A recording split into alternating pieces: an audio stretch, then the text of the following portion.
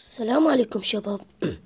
اليوم أعلمكم شلون تجيبون لايكات ومشاهدات من تطبيق يوتيوب.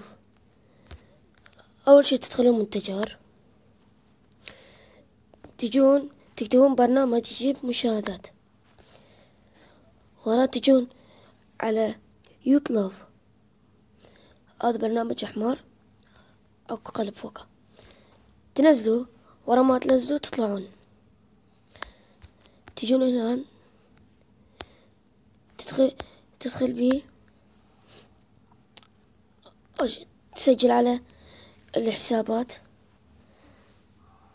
أسجل، اصبر وجهي، خل أسجل وجهكم دقيقة. سجلت تمام. ورا ما سجلت تجي مثال، تجي مشاهدات. شو تسوي؟ تدخل على ياهو، تشوف إعجابات، اشتراكات توالين، تجي الحملة، تطلع منان، تدخل على يوتيوب، ترسخ إلى هذا الكود مالك مال يوتيوب، قناتك، كود قناتك. مثلا نريد ننسخ هذا، تدخل على الفيديو. ورا ما دخلت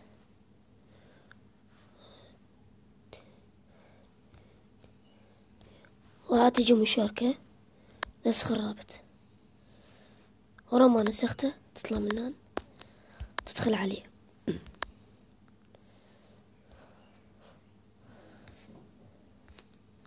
تكتب إضاف، تم. نسيت، تكتب لصق، ورا تضيفه. هسه ضفناه، تنتظر.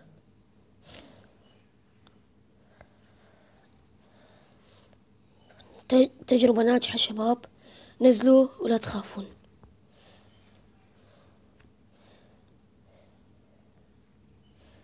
شوية تنتظرونه، مو تمسحونه بسرعة.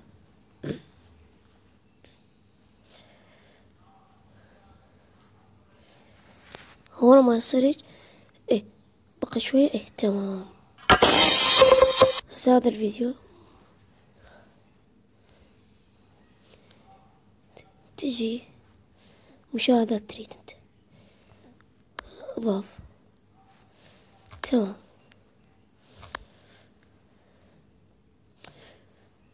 تدخل على اضافة مين، تصدر شوية.